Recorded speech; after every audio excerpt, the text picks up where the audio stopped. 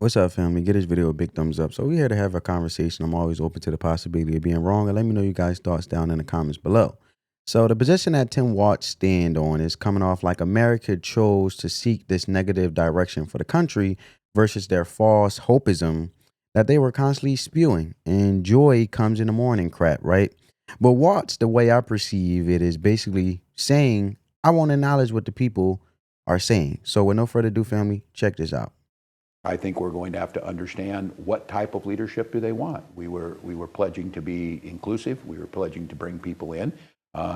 Donald Trump has said that that isn't what he wants, and so if that's what America's leaning towards, I guess for me it's to understand and learn more about America, because I thought that they were going to probably move towards a more positive message.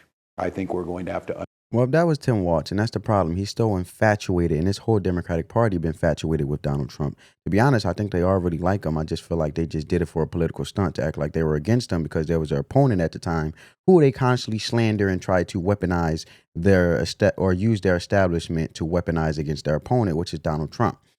But however, like I said, to me, it's basically saying I want to acknowledge what the American people are saying, which is the economy, as we know the results when it came to the Biden administration. And we, the people, do not want to see another 4 years of that, as Kamala Harris already confessed that she had in on every decision her and President Joe Biden had made together. With the high inflation leading to hurting American working class people tremendously.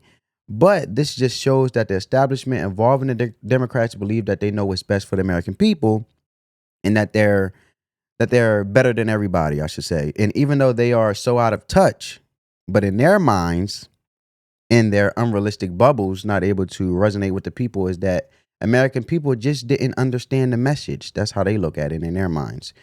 That maybe we just didn't deliver it or deliver the message for them to get it, which is, in my opinion, how I see that they look at it, the Democratic Party, clearly. And instead of exercising common sense of not wanting illegal immigrants damaging the communities consisting of the hardworking American citizens, forking loads of money over to other countries, we don't want proxy wars or to involve ourselves in other countries' warfare when we need to worry about our own house, which is the United States, right? But do we know? Well, what do we know, right? What do we, the American people, know? Even though we voted and picked Trump and there was a red landslide, but what do we know when the results keep proving that the Democrats are way out of touch and they do not know what's best for the American people? However, not only did Tim Walz, continue to defend his stance of what he thought he knew was best for the American people when the American people is constantly telling them, but they're not listening. That's why you have two ears and one mouth for a reason. Um, Barack Obama gave his, or former President Barack Obama gave his input, blaming Republicans for rigging the election, engulfed in his in denialism that the American people has spoken. Yet another example that they really don't care what we have to say. Check it out. There are going to be times, potentially, when one side tries to stack the deck and lock in a permanent grip on power, either by actively suppressing votes or politicizing the armed forces or using the judiciary, criminal justice system to go after opponents. And in those circumstances, pluralism does not call for us to just stand back and say, well, I'm not sure that's okay. In those circumstances, a line has been crossed, and we have to stand firm. All right. There are So going to be times. That was former President Barack Obama, right? And his in denialism, I like to say, because he's in denial of the results of the election because he believes that the Republicans rigged the election.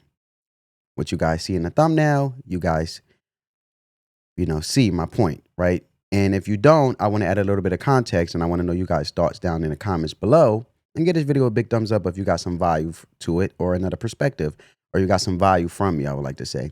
But look, this is another example of why they really don't care what we have to say to the American people. We done already seen Barack Obama shame black men for voting for Trump. So to sum things up, clearly the Democratic Party is so obsessed with forcing their messages on people. It's like grown-up kids enraged to speak more nonsense and just being totally messy out of spite because you disagree with the direction the Democratic Party has gone with their extreme leftisms. You have two ears and one mouth for a reason, I reiterate again. But they want us to shut up and listen and be their yes men and just go with it. Blind sheep, right? But when results show drastic impact on how so many hardworking Americans are being slammed with the cost of living and things are so hard, we're not trying to hear nothing but solutions, right? I know I am. I mean, I'm sure you do, the viewer or whoever's watching this right now. But they're too busy talking about and talking and slandering the other party, forcing messages down our throat, but executing on nothing beneficially for our country and American people, which we vote these people in. I just want to put that out there. But also, it doesn't tie to just the national election. We also have to look at our local legislators and vote, from our mayors, our governors, and it goes up. The ladder goes up. You get my point, right? But this party likes to add to the problems, right? They like to add to the $1 trillion debt, giving loads of money to fuel wars with Russia and Ukraine. And everyday Americans is paying for the cost of that. As the cost of living rises to fund this war, the more the money they fork over, we the people will pay it back tenfold. So my point is the party loves to create problems. Then here comes re-election, which he's in denial of the results of it when we have spoken. Oh, I have the perfect solution, they like to say when it comes to re-election time and time to campaign. And they have the perfect solution for problems that they created. And in this case, the Biden administration created, but they have all these solutions when you had 4 years or 3.5 years to do it. But the solution that they're trying to propose during our campaigns just to get reelected is it'll just be a band-aid to the problem they created, telling us the people what we want to hear. But it's hard because they don't care to listen and they're just bold with it now. Like I said, Barack Obama is shaming people. So they have no shame in their game, right? And the Republicans are more insightful. They interact with the people, use common sense, and actually exercise listening to put things in place for the American people. There's not bare minimum effort. They're on the ground. For example, if you don't believe me, correct me if I'm wrong, but look it up. I did my own research. Donald Trump was on the ground when North Carolina had that natural disaster before Kamala Harris got on the ground to offer the $700 just to help people. But what $700 is going to do with the high cost of living and inflation that they have accumulated to cause us to face the impact of due to that Biden administration decisions?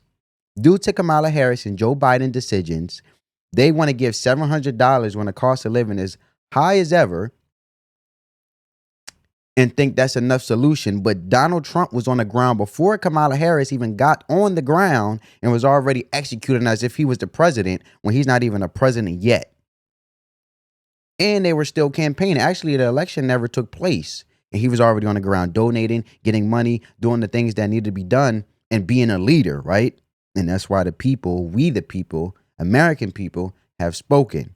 So the point I'm saying is they exercise listening to put things in place and for the American people, and they give not bare minimum effort, they go all the way, right? And they actually execute. And in my opinion, that is defined a true public official to whom gets paid by our tax dollars to do what we need to do on our behalf. Because we vote for whatever they lobby, and in this case, to dumb it down from a C student perspective, whatever type of policy that they tend to advocate for, if you agree with that policy, then you vote for that person that is championing the very thing that you agree with. So we vote them in. On behalf of our taxpaying dollars, they get paid and they do what we would expect them to do based on what they told us in their campaign and which we agreed with. So you agree on one thing with a conservative and it's pretty good rapport, but disagree with a Democrat, particularly a progressive, all hell breaks loose.